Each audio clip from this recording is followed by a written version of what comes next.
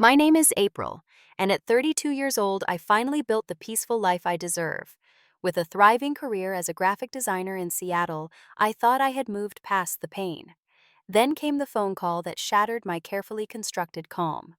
6 years ago, a devastating false accusation tore my family apart. The diamond necklace I allegedly stole became the excuse they needed to cast me out. Now, the family who once called me a thief wants to be part of my life again. Before I tell you what happened, let me know where you are watching from and subscribe if you want to hear more stories about family betrayal and finding strength. I grew up in a suburban neighborhood just outside of Chicago in what appeared to be the perfect family. Our house was always the gathering place for holidays and celebrations, with my parents, Thomas and Judith, at the center of it all. My father worked as an accountant, methodical and precise in both his professional and personal life.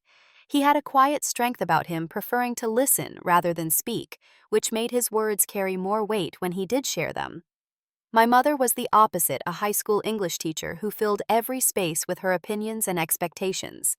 She orchestrated our lives like carefully crafted lesson plans, leaving little room for deviation. My younger brother Ryan was my ally growing up. Though he was 3 years younger, we shared a bond that went beyond typical siblings. We protected each other, especially during those moments when our mother's perfectionism became overwhelming. Ryan had our father's temperament, thoughtful and deliberate, while I inherited more of my mother's passion, but channeled it into art rather than control. Sunday dinners were sacred in our house. Every week without fail, extended family gathered around our dining table, sharing stories and connecting. My Aunt Susan, my father's sister, would bring her famous apple pie, while her husband Frank entertained everyone with his boisterous storytelling. Their daughter Diana, my cousin who was just a year older than me, always commanded attention with her latest achievements or dramatic tales. Then there were our annual camping trips to Lake Michigan, where we would spend a week disconnected from the world, fishing with my father in the early mornings and telling ghost stories around the campfire at night. Holidays were even more elaborate, with traditions so firmly established that deviating from them was practically forbidden. Christmas Eve meant matching pajamas and reading The Night Before Christmas as a family, while Thanksgiving required everyone to share what they were grateful for before the first bite. At the center of our family stood my grandmother Margaret, my father's mother. After my grandfather passed away when I was only 5, she became the unquestioned matriarch of our family. Grandmother Margaret lived in a beautiful Victorian home filled with antiques and stories from a different era. She had inherited significant wealth from my grandfather's insurance policy and wise investments, which allowed her to live comfortably and support causes she believed in. I shared a special bond with Grandmother Margaret that I didn't have with anyone else. While my mother pushed me toward practical pursuits, Grandmother recognized my artistic talents early on. She would sit with me for hours in her sunroom, teaching me to draw and paint, telling me stories about her travels around the world in her younger years. On my 16th birthday, she gifted me my first professional set of watercolors and arranged for lessons with a local artist. "You have a gift, April," she would tell me, her eyes crinkling at the corners. "Never let anyone convince you that your art isn't valuable." Those words became my anchor, especially during high school, when my perfectionism nearly overwhelmed me. I agonized over every assignment, every test, every social interaction, desperate to meet the impossibly high standards my mother set and I internalized. I was the student who cried over an A-, who stayed up rewriting papers that were already excellent, who apologized for mistakes no one else even noticed. My mother's constant refrain was practicality. "Art is a wonderful hobby, April, but it's not a career," she would say whenever I mentioned my dreams of attending art school. My father, always avoiding conflict, would simply nod along with whatever my mother decided, though I occasionally caught glances that suggested he might feel differently. When college application time arrived, I applied to business schools to appease my mother, but also secretly to the Art Institute of Chicago, with Grandmother Margaret's encouragement and financial support. The day the acceptance letter arrived, I knew I had a decision to make that would define my relationship with my family. "You need security," my mother insisted during a tense dinner discussion. "A business degree opens doors, art closes them." "I disagree," I finally said, finding courage I didn't know I had. "I'm going to the Art Institute." The silence that followed was deafening. My father studied his plate while Ryan looked between us with wide eyes. My mother's face hardened in a way I had never seen before. "Then you're on your own," she said coldly. "We won't support a decision that throws away your future." I felt my world collapsing until Grandmother Margaret intervened the next day. She called my parents and informed them that she would be covering my tuition and expenses. "April's talent deserves to be nurtured," she told them firmly. "If you won't support her dreams, I will." My mother didn't speak to me for 2 weeks after that, but eventually settled into a cold acceptance. My father, true to form, kept peace by avoiding the subject entirely. Ryan, bless him, told me he thought I was brave and asked to see my portfolio. Throughout this time, I couldn't help but notice how Diana watched these family dynamics unfold. She had chosen a business path at my mother's alma mater, earning constant praise from Aunt Susan and my mother alike. Yet whenever Grandmother Margaret complimented my artwork or invited me for special visits, I caught Diana's gaze following us, her smile never quite reaching her eyes. At family gatherings, she would casually mention how stable her future looked, how practical her choices were, always with a sideways glance in my direction. "Not everyone can afford to follow their passion," she once said during a family dinner, her voice syrupy sweet. "Some of us have to think about the real world." I let the comment slide, not wanting to create more tension, but Grandmother Margaret squeezed my hand under the table. Later, she whispered, "True passion always finds a way, April. Remember that." What I didn't realize then was how deeply Diana's jealousy ran, or how it would eventually become the catalyst for the destruction of everything I held dear.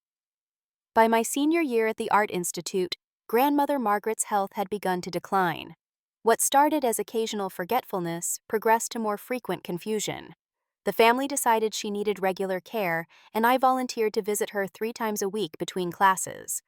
These visits became precious time together, reminiscing about the past and discussing my future plans. During one visit in early spring, Grandmother Margaret asked me to help her organize her jewelry collection. She brought out several velvet boxes from her bedroom safe, carefully opening each one to reveal the treasures inside. "I want to show you something special, April," she said, her hands trembling slightly as she opened an ornate wooden box. Inside lay a stunning diamond necklace with a teardrop pendant. The diamonds caught the afternoon light, sending prisms dancing across the room. "This belonged to my grandmother," she explained. "It's been passed down through generations. 37 diamonds in total, each representing a year of my grandparents' marriage before she passed." I gasped at its beauty and history. "It's incredible." "Someday this will be yours," she said, placing the box in my hands. "You appreciate beauty and history in a way the others don't." I carefully returned the necklace to its box, deeply moved by her trust in me. "I'll treasure it always, Grandmother." We spent the afternoon cataloging her collection, taking photos, and writing descriptions for each piece. When we finished, I helped her return everything to the safe, watching carefully as she spun the dial to lock it. 2 months later, I graduated with honors from the Art Institute. During the ceremony, I spotted my family in the audience. My parents attended out of obligation, their applause polite but restrained. Ryan cheered loudly enough for all of them, while Grandmother Margaret watched with undisguised pride, despite needing assistance to walk. After the ceremony, Grandmother pulled me aside and pressed an envelope into my hands. "Open this when you're alone," she whispered. Later that night, I found a check for $20,000 and a note: "To help you start your new life. Follow your dreams wherever they take you." Those dreams led to Seattle, where a boutique design agency had offered me an entry-level position. The prospect of moving across the country terrified and excited me in equal measure. I would be leaving behind everything familiar, including my weekly visits with Grandmother Margaret. "I won't be able to visit you as often," I told her during our goodbye dinner, guilt weighing heavily on me. "Nonsense," she replied firmly. "You must go. Your talent deserves a bigger stage than this city can provide. We'll talk on the phone and you'll visit when you can." Before I left, she held my face between her papery hands. "I am so proud of the woman you've become, April. Remember that your worth isn't determined by others' opinions of you." Those were the last words she ever spoke to me in person. 2 months after I moved to Seattle, while I was still settling into my new apartment and job, I received a devastating call from Ryan. "It's grandmother," he said, his voice breaking. "She passed away in her sleep last night." The world stopped. I collapsed onto my barely assembled IKEA couch phone, clutched to my ear as Ryan shared the details through his tears. Grandmother Margaret had seemed fine the previous day, according to her caregiver. She had enjoyed her afternoon tea, talked about her plans to visit an art exhibition, and gone to bed peacefully. She simply didn't wake up. I flew back to Chicago the next day, numb with grief. The funeral was scheduled for that weekend, giving family members time to arrive from out of town. I stayed in my childhood bedroom, now converted to a guest room that held no traces of my former life there. The funeral service was beautiful and well attended. Grandmother Margaret had been respected in the community for her charitable work and kind spirit. I sat between Ryan and my father, accepting condolences from a parade of faces, some familiar and others strange to me. My mother organized everything with her usual efficiency, maintaining composure while directing the proceedings. It was during the reception at my parents' house afterward that everything fell apart. People mingled in small groups, sharing stories about Grandmother Margaret. I had just stepped away to get a moment alone in the kitchen when I heard Diana's voice rising above the murmur of conversation. "Has anyone seen Grandmother's diamond necklace, the one with the teardrop pendant?" A hush fell over the room as I returned, clutching a glass of water. All eyes turned to Diana, who stood in the center of the living room. "We were going through her jewelry to select pieces for the service," Diana continued, "and the necklace is missing from the safe." "Perhaps she moved it," my Aunt Susan suggested. Diana shook her head. "No, I helped her organize everything last month. It was definitely in the safe then." Her eyes found mine across the room. "April was the last one to visit her alone before moving." The implication hung in the air like poison gas. I felt my throat constrict as understanding dawned. "What are you saying?" I managed to ask, my voice barely audible. "I'm just stating facts," Diana replied with faux innocence. "Grandmother showed you her jewelry collection, including that necklace. Then you moved across the country, and now the necklace is gone." The room spun around me. "Are you accusing me of stealing from my grandmother?" I asked incredulously. "I'm not accusing anyone," Diana said, but her tone suggested otherwise. "I just find the timing interesting." I looked around at the faces of my family members, expecting support, or at least skepticism toward such an outrageous claim. Instead, I saw doubt forming in their eyes, questions where there should have been trust. "I would never steal anything, especially not from Grandmother Margaret," I insisted, my voice strengthening with indignation. My mother stepped forward, her expression unreadable. "Why don't we discuss this as a family later? This isn't the appropriate time or place." But the damage was already done. The seed of suspicion had been planted, and I could feel it taking root in the fertile soil of my family's complicated dynamics. What should have been a day of shared grief had become the beginning of my nightmare. The days following Grandmother Margaret's funeral exist in my memory as a series of increasingly painful confrontations. 3 days after the service, my mother called a family meeting at their house. I arrived to find my parents, Ryan, Aunt Susan, Uncle Frank, and Diana already seated in the living room, their faces grave. "We need to discuss the missing necklace," my mother began without preamble. "It's valued at over $50,000, not counting its sentimental value to this family." "I didn't take it," I said immediately, my hands trembling slightly. "I would never steal from Grandmother." "Then why is it missing?" Diana asked, her voice carrying a perfect note of concern that masked her accusation. "It was there when I helped Grandmother reorganize her jewelry last month." "You were alone with her several times before you moved," my mother pointed out. "You had access to the safe." I stared at her in disbelief. "I can't believe you're actually considering this. I'm your daughter. You know me." "I thought I did," she replied coldly. "But people do desperate things when they need money. Moving across the country is expensive." "I didn't need money. Grandmother gave me a check to help with moving expenses." I protested, then immediately regretted mentioning it. My mother's eyes narrowed. "So she was already giving you money. Perhaps you felt entitled to more." No, that's not what happened at all, I insisted, looking desperately around the room for any sign of support. My father stared at his hands, silent as always during conflict. Ryan looked uncomfortable but didn't speak up. Diana leaned forward, her expression a masterpiece of reluctant accusation. Grandmother did mention she wanted to show you her jewelry collection. She was particularly fond of that necklace and its history. Yes, she showed it to me, but I didn't take it. I was nearly shouting now, frustration and hurt building inside me. Why would I steal something she told me would be mine someday anyway? Convenient that you claim she promised it to you, Aunt Susan said, speaking for the first time. Did anyone else hear this promise? I felt trapped, cornered by their suspicions and assumptions. Why would I lie about this? We were close. She supported my dreams when the rest of you didn't. The room fell silent at my outburst. My mother's face hardened further while my father finally looked up, disappointment evident in his eyes. April, if you made a mistake, now is the time to admit it, he said quietly. We can find a way to resolve this as a family. His words cut deeper than anyone else's. My own father believed I could be guilty. I didn't make a mistake, I said, my voice breaking. I didn't take anything. Over the next week, I conducted my own investigation, calling grandmother's caregiver and the security company that had installed the safe. The caregiver confirmed that several family members had visited in the weeks after my departure. The security company could only tell me that the safe hadn't been forced open, meaning whoever took the necklace either knew the combination or had convinced grandmother to open it. Meanwhile, family members stopped taking my calls. Ryan, who had initially seemed unsure, gradually stopped responding to my texts. Through a mutual friend, I learned that Diana had been spreading the story throughout our extended family and social circle.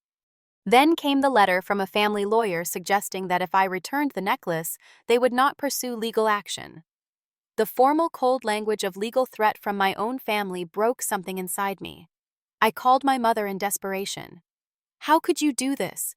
How could you believe I would steal from grandmother when she was nothing but good to me?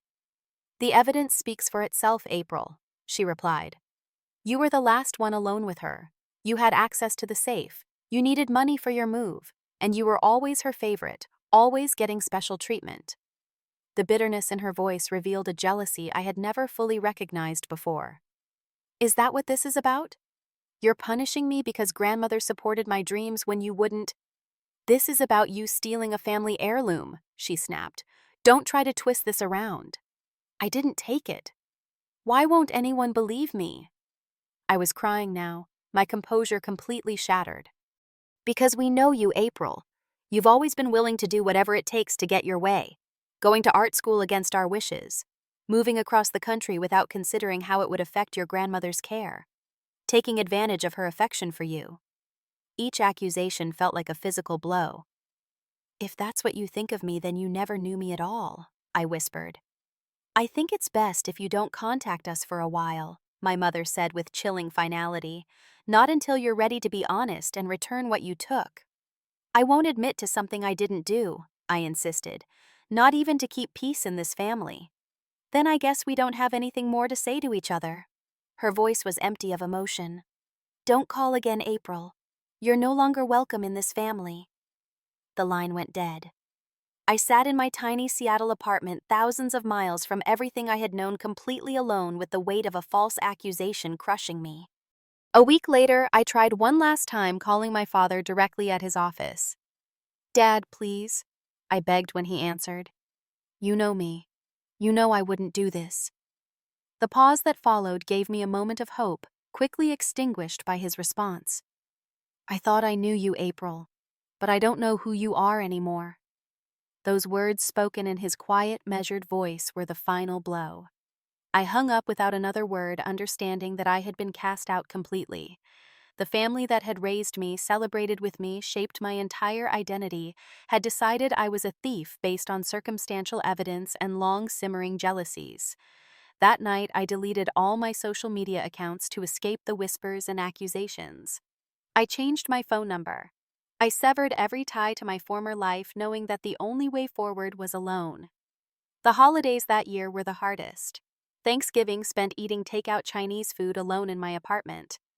Christmas morning with no calls, no texts, no connection to the traditions that had defined my life. New Year's Eve watching the Space Needle fireworks from my window, making silent resolutions to somehow survive this exile.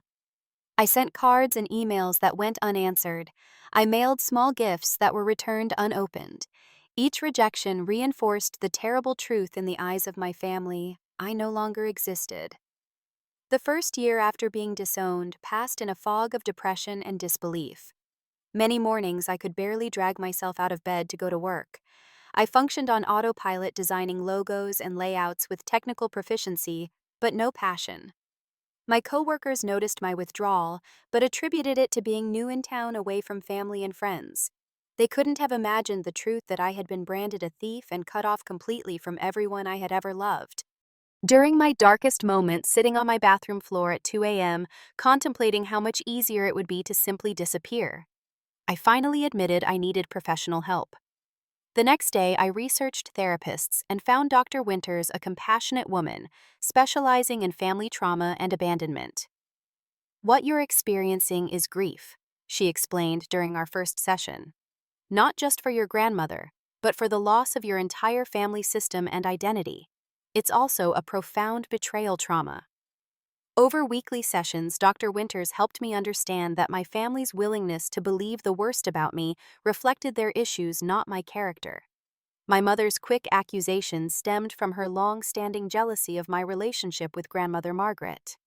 My father's silence was his pattern of conflict avoidance, not a judgment of my guilt. Ryan's eventual turn against me showed his vulnerability to family pressure. "None of this excuses their behavior, Dr. Winters emphasized. But understanding the dynamics can help you process your grief and begin healing." Around this time, I formed a friendship with my coworker Mia, a vibrant graphic designer who noticed my isolation and made it her mission to draw me out. She invited me to lunch, then to weekend outings, then to meet her friends. Slowly, cautiously, I began to open up to her about what had happened. "That's the most messed up thing I've ever heard," she declared after I finally shared my story. "Your family sounds toxic, and your cousin sounds like a nightmare. I believe you, April." Those 4 simple words, "I believe you," unleashed tears I had been holding back for months. Someone finally saw me, heard me, and didn't question my character. With Mia's encouragement, I found a new apartment in a different neighborhood, wanting a fresh start away from the memories of those first terrible months. My building had a community garden where I met Jack and Eleanor, a retired couple who adopted me into their lives without hesitation. Eleanor taught me to grow herbs on my small balcony, while Jack shared stories from his days as a jazz musician, teaching me that families come in many forms. "Blood isn't always thicker than water," Eleanor told me one evening as we pruned tomato plants. "Sometimes the family you choose is more nurturing than the one you're born into." At work, I gradually recaptured my passion for design. My boss noticed the improvement in my creativity and gave me more challenging projects. Each successful campaign built my confidence, proving that I still had value and talent regardless of my family's rejection. After 18 months in Seattle, I joined a local art community center, taking evening classes in watercolor painting to reconnect with the joy grandmother Margaret had nurtured in me. The familiar smell of paints and the feel of the brush in my hand brought bittersweet memories, but also a sense of honoring her belief in me. "You have a unique perspective," my instructor commented on my work. "There's both sadness and resilience in your paintings." Through the art center, I expanded my circle of friends, creating connections based on shared interests rather than obligation or history. These relationships, freely chosen and built on mutual respect, taught me that I was worthy of trust and affection. By the 3rd year, I had saved enough money and built enough client relationships to start my own small graphic design business. The risk was terrifying after everything I had lost, but I needed to prove to myself that I could create something meaningful from the ashes of my former life. To my surprise, the business thrived. I specialized in branding for small, values-driven companies, helping them tell authentic stories through design. Perhaps my own experience with falseness made me particularly skilled at identifying and communicating truth. During this period, I attempted dating with mixed results. My first relationship after the family break lasted only 2 months before my trust issues became too much for both of us. "You're always waiting for me to accuse you of something," he said during our breakup conversation. "I feel like I'm being punished for something I didn't do." The irony wasn't lost on me, and I returned to therapy to work through these patterns. Dr. Winters helped me recognize that I was projecting my family trauma onto potential partners, expecting betrayal before it happened. "You can be cautious without being closed," she advised. "Not everyone will abandon you at the first test of loyalty." It was during my 4th year in Seattle that I met James, a software engineer with kind eyes and infinite patience. Our relationship developed slowly, with me sharing pieces of my past in careful increments, always watching for signs of judgment or doubt. Instead of backing away, James listened attentively, asked thoughtful questions, and never once questioned my integrity. "I'm sorry that happened to you," he said simply. "They missed out on knowing an amazing person." With James, I gradually learned to trust again, though the fear of sudden abandonment never completely disappeared. He understood my need for reassurance and provided it without complaint. When I met his family and they welcomed me warmly, I experienced both joy and pain, seeing what healthy family dynamics could look like. By the 5th anniversary of my exile, I had built a life that was fulfilling and stable. My business was successful enough to hire 2 employees. I had a circle of friends who knew my true character. I had a relationship based on mutual respect and understanding. I had created new traditions for holidays and celebrations. I had found a way to honor Grandmother Margaret's memory through my art and success. I had also reached a point of acceptance about my family situation. The acute pain had dulled to a persistent ache that flared up on birthdays and holidays, but no longer dominated my daily existence. I no longer checked my phone hoping for messages from them. I no longer fantasized about dramatic reconciliations. I had grieved the loss and moved forward carrying the lessons, but not the active wound. Or so I thought, until an unexpected email arrived in my inbox with the subject line, "Please read, it's Ryan." The email from Ryan sat unopened in my inbox for 3 days. Each time I tried to click on it, my hand would freeze, my heart rate would accelerate, and I would close the laptop entirely. 5 years of silence, and now suddenly a message. What could he possibly have to say that would make any difference? On the 4th day, with James sitting beside me for moral support, I finally opened it. "Dear April," it began. "I don't know if you'll read this, and I wouldn't blame you if you deleted it immediately. What our family did to you was unforgivable. I'm so sorry for my part in it. There's something you need to know. The necklace has been found. Diana took it. She confessed everything. Please call me if you're willing to talk. I miss you. Ryan." I read the message 3 times before the words fully registered. The necklace had been found. Diana took it. All these years of exile and pain because of a theft committed by the very person who accused me. "Are you okay?" James asked softly, his hand steady on my back. "I don't know what I am," I answered truthfully. Vindicated, certainly. Angry, definitely. But there was also a hollow feeling, an awareness that this revelation couldn't restore. The 5 years I had lost couldn't heal the deep wounds of betrayal. After discussing it with both James and Dr. Winters, I decided to have a video call with Ryan, rather than immediately jumping on a plane to Chicago. I needed the emotional safety of distance for this conversation. When Ryan's face appeared on my screen 2 days later, I was struck by how much older he looked. The boyish features I remembered had hardened into a man's face, with lines around his eyes that hadn't been there before. "April," he said, his voice breaking slightly. "Thank you for calling. I wasn't sure you would." "I almost didn't," I admitted. "Tell me what happened with the necklace." Ryan took a deep breath. "Diana got into gambling a few years back. Sports betting mainly, but it escalated quickly. She racked up some serious debts. Apparently, she took the necklace right after Grandmother died and pawned it. And she let me take the blame," I said flatly. "Let me be disowned and vilified." "Yes." Ryan's eyes filled with tears. "She manipulated all of us. When Mom first suggested you might have taken it because you needed money for the move, Diana jumped on that narrative. She had visited grandmother just days before and knew exactly where the necklace was kept. How did you find out the truth? I asked. Diana got caught trying to pass bad checks to cover more gambling debts. When they threatened legal action, she had some kind of breakdown and confessed everything, including the necklace theft. Dad hired a private investigator who tracked it down to a pawn shop in Milwaukee. They'd already sold the pendant diamonds, but the chain was still there. I closed my eyes, imagining Grandmother Margaret's precious heirloom disassembled and sold in pieces. Does everyone know now? Yes. Ryan nodded. Mom and Dad were devastated. Aunt Susan hasn't spoken to Diana since it came out.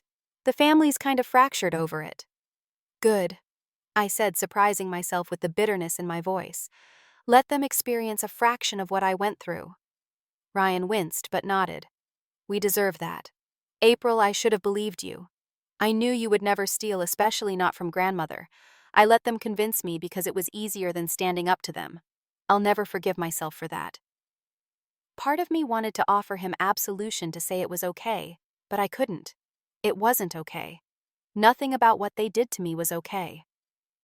There's something else you should know, Ryan continued when I didn't respond. Grandmother left you a significant inheritance, a third of her estate plus specific items including her art collection. When you were accused, Mom and Dad had it redirected to a family trust. This new betrayal hit me like a physical blow.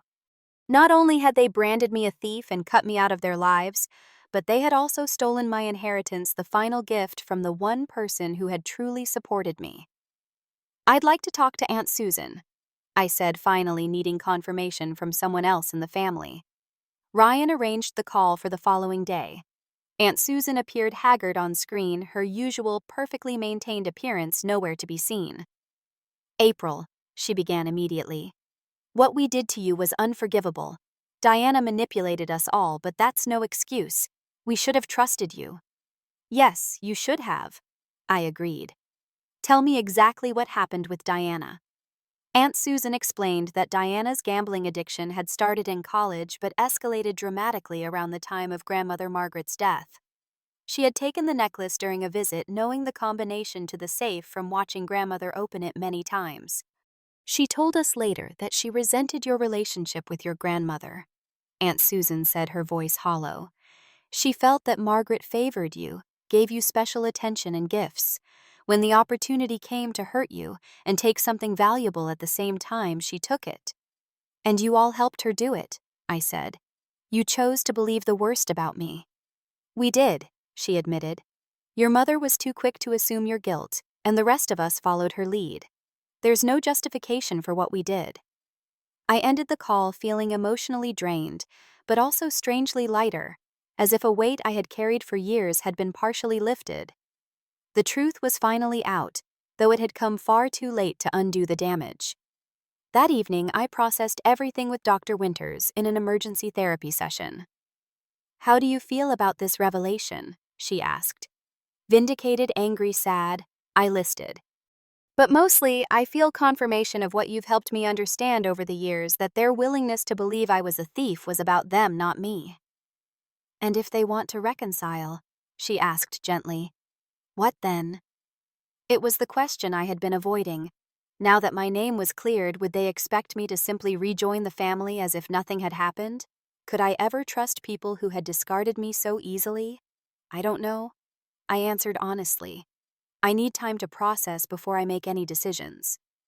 James was wonderfully supportive as I worked through my conflicted feelings. Whatever you decide, I'm with you, he assured me. If you want to reconnect with them, I'll support that. If you want to maintain distance, I'll support that too.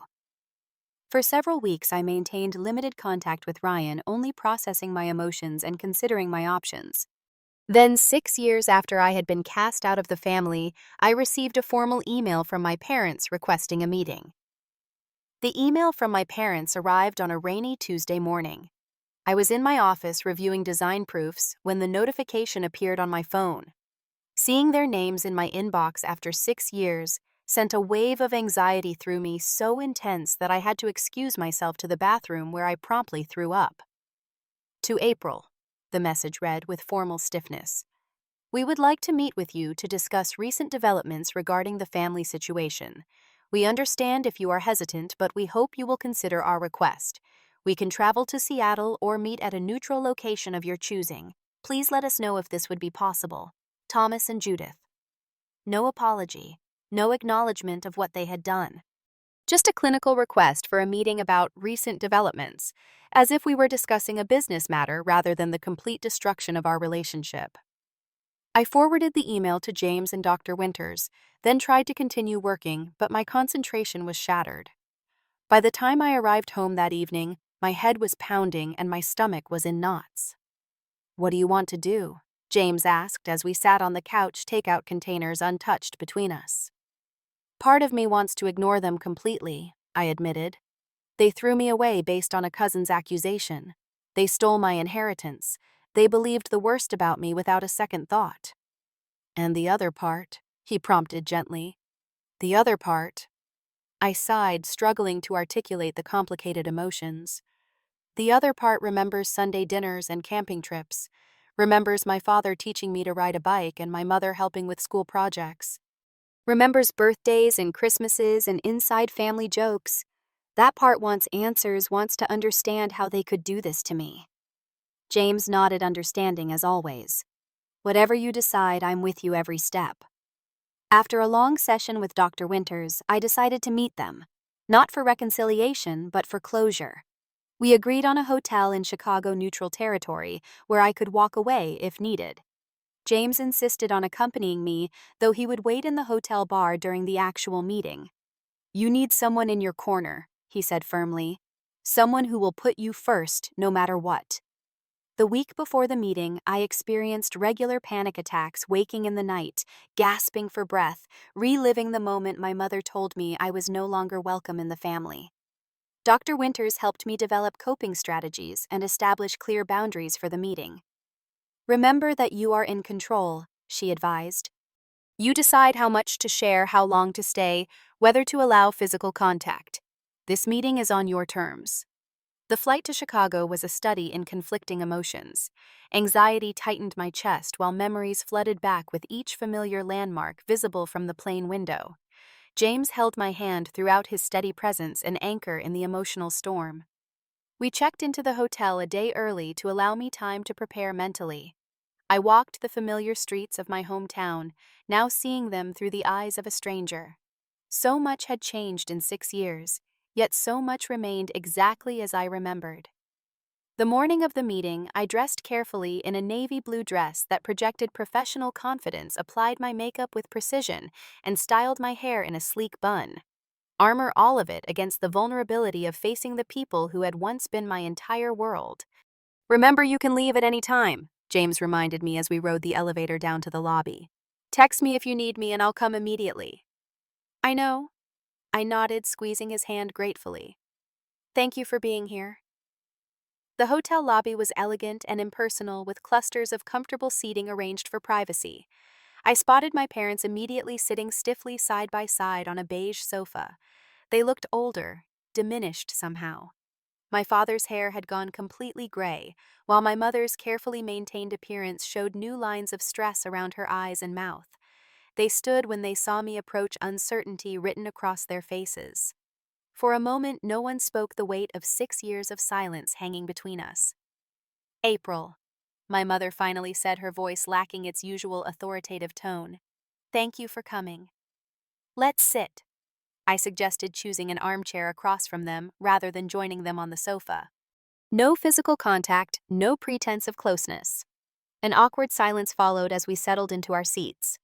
My father cleared his throat twice but seemed unable to find words. My mother, normally so articulate, stared at her clasped hands. "You wanted to meet," I prompted, my voice steadier than I felt. "So talk." My mother looked up, tears welling in her eyes. "We owe you an apology," she began. "What we did was unforgivable. We believed the worst about you without evidence. We cut you out of our lives based on an accusation that turned out to be false." "Why?"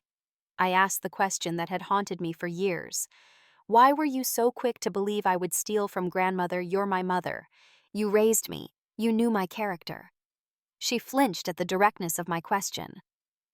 I've asked myself that 1,000 times since we learned the truth, she admitted. The easy answer is that Diana was very convincing. She created a narrative that seemed plausible and we fell for it. That's not good enough, I said firmly. Other families face accusations and stand by each other until the truth emerges. You didn't even give me the benefit of the doubt. My father spoke for the first time, his voice rough with emotion. Your mother and I have had to face some difficult truths about ourselves over the past year, he said. The truth is, there was a pattern of dysfunction in our family long before this incident. Your grandmother and I had a complicated relationship, my mother continued. I always felt she favored your father over my own children, especially you. When she supported your art career against my wishes, it triggered old resentments. I was jealous of your relationship with her, though I couldn't admit that to myself at the time. So you punished me for being loved by her. I concluded the realization both painful and clarifying. Yes, she admitted, tears now flowing freely. It wasn't conscious, but when Diana suggested you had taken advantage of that relationship to steal from her, some part of me was almost satisfied to have my worst fears confirmed. And you? I turned to my father. You barely said a word during the whole ordeal. You just stood by and let it happen.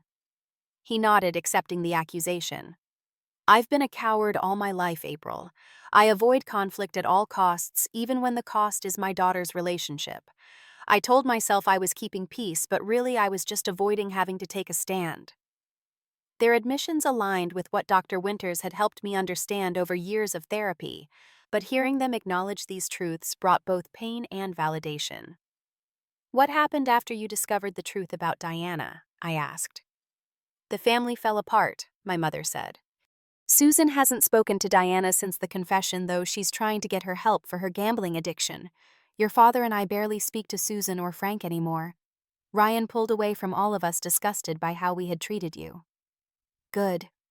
I said, the word escaping before I could censor it. You should experience some fraction of the isolation you forced on me. Neither of them argued with my assessment, which surprised me. The mother I remembered would have immediately defended herself. We know we can't undo what we did, my father said quietly. We can't give you back those 6 years, but we wanted you to know that we recognize our terrible mistake and the harm we caused. What about my inheritance? I asked directly. Ryan told me grandmother left me 1/3 of her estate and her art collection. They exchanged uncomfortable glances. We've spoken to the family lawyer, my mother said. Everything that should have gone to you is being transferred to your name with interest for the years it was withheld. It should be completed within the month. I nodded, appreciating the practical step, but knowing it couldn't compensate for the emotional damage. And now you want forgiveness. You want me back in the family as if nothing happened. We want whatever you're willing to give us, my father said, surprising me with his directness. We don't deserve forgiveness, April. We don't deserve to have you back in our lives. But we're asking for a chance to try to make amends in whatever way you might allow. My mother reached for her purse and withdrew an envelope. This is a letter I wrote to you. It contains everything I couldn't say face to face, including a full acknowledgement of what I did and why. You can read it now, later, or never. That's your choice. I accepted the envelope but didn't open it. I need you to understand something, I said, my voice firm. I built a life without you. I have people who love me unconditionally, who believe in me without question, who would never abandon me based on an unproven accusation. I don't need you anymore. They both flinched at my words but nodded in acceptance. If, and this is a big, if I decide to allow you back into my life in any capacity, it will be on my terms, I continued. There would be strict boundaries. I would need to see consistent proof that you've actually changed, not just regretted getting caught in a mistake. And it would start very small with limited contact that would have to be earned over time. We understand, my mother said softly. We'll accept whatever you decide, even if that's no contact at all.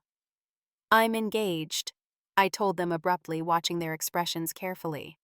To a wonderful man named James, who has shown me what unconditional support actually looks like. Surprise and something like hope flickered across their faces. Congratulations, my father said sincerely. He sounds like a good man. He is, I confirmed. better than I thought possible after what you taught me about family loyalty. The meeting lasted another 30 minutes with them filling me in on extended family news and asking cautious questions about my life in Seattle. I shared only surface details, maintaining the emotional distance I needed for protection. As we prepared to leave, my mother asked hesitantly, "May I hug you goodbye?" "No," I said simply. "I'm not ready for that."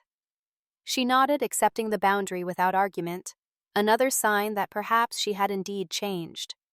"Will you let us know what you decide about future contact?" "Yes," I promised, "but don't expect an immediate answer. I need time." I walked away from that meeting with my head high, neither completely closed to the possibility of reconciliation, nor naively eager to trust again. I had stood my ground, maintained my boundaries, and spoken my truth without apology. Whatever happened next would be on my terms, not theirs. James was waiting in the hotel bar as promised, and the relief on his face when he saw me approach spoke volumes about his concern.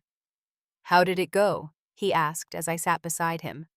"Better than I feared, worse than I hoped," I admitted. "But I did what I needed to do. I said what I needed to say." He squeezed my hand. "I'm proud of you. What happens now?" I considered the question carefully. Now we go home to Seattle to our life together, and I take all the time I need to decide what role, if any, they get to play in our future. For the first time since receiving their email, I felt completely certain of my path forward. The choice was mine, the power was mine, and no one could take that away from me again. The months following my confrontation with my parents were a time of careful reflection and measured decisions. I returned to Seattle with James feeling both emotionally drained and oddly empowered.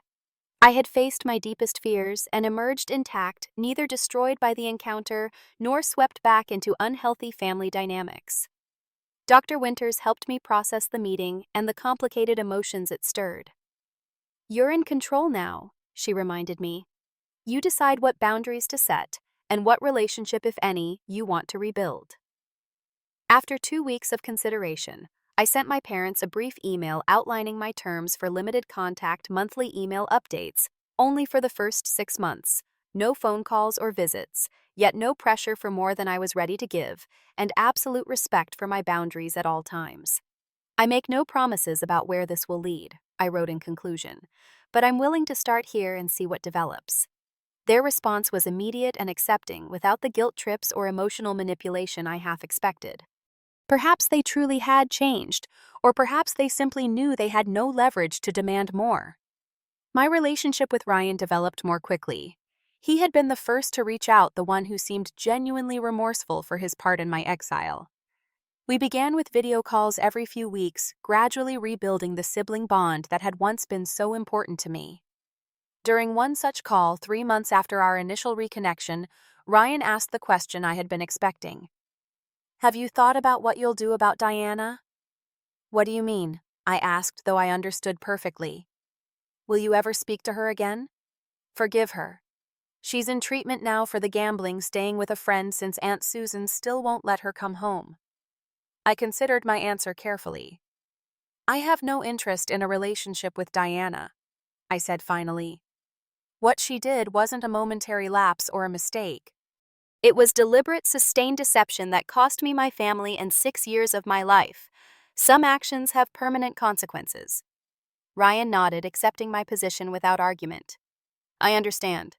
I barely speak to her myself." Meanwhile, life in Seattle continued to evolve in positive ways.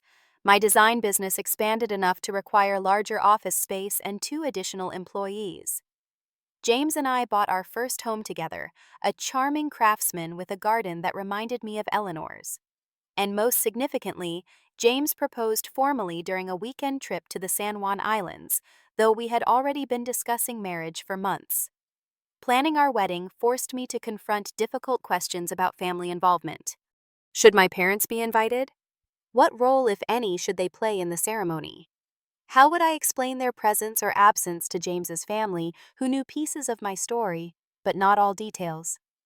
"This is your day," James reminded me when I shared my concerns. "You don't have to invite anyone who makes you uncomfortable, and you don't have to explain your choices to anyone." After discussing it with Dr. Winters, I decided to invite my parents, but with clear limitations. They would attend as regular guests, not in traditional parent roles, and Ryan would walk me down the aisle. It was a compromise that acknowledged our tentative reconciliation without pretending the past hadn't happened. To my surprise, they accepted these terms without complaint. "We're grateful to be included at all," my mother wrote in her response.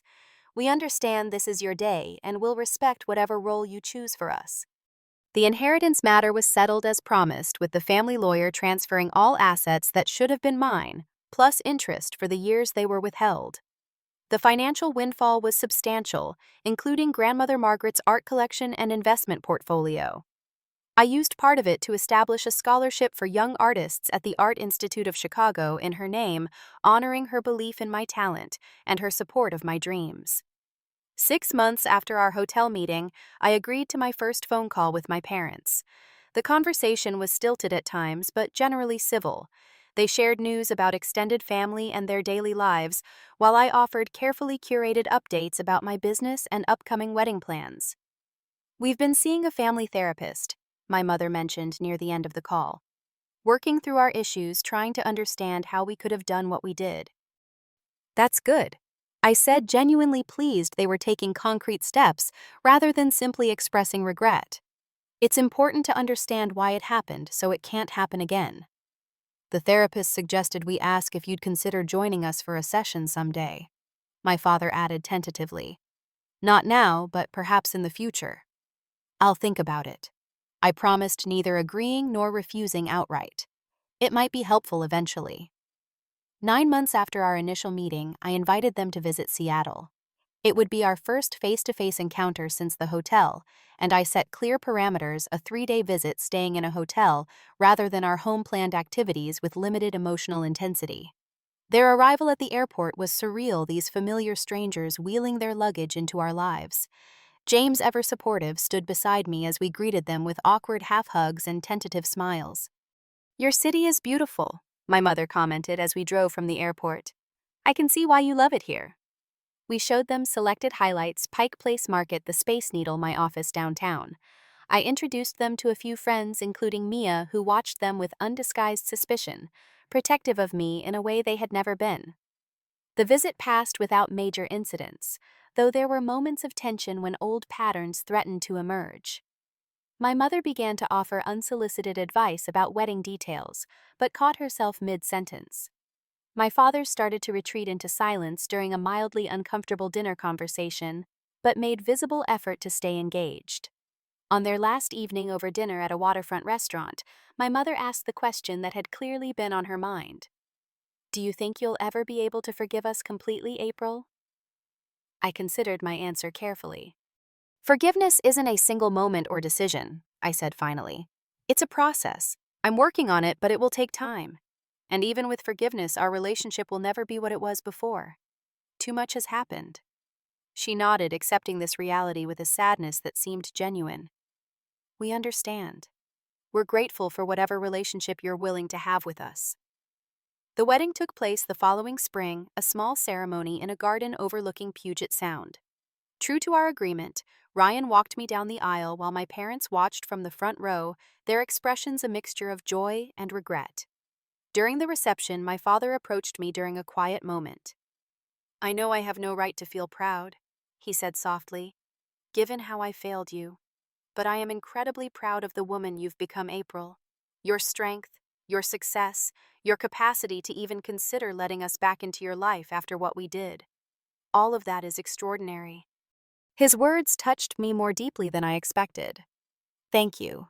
I managed, feeling tears threaten. "That means something to me." 2 months after the wedding, James and I discovered I was pregnant. The news brought joy, but also complicated emotions about family legacy and patterns. I was determined that our child would grow up in a home where they were believed unconditionally, where love wasn't withdrawn over unproven accusations, where support wasn't contingent on conformity.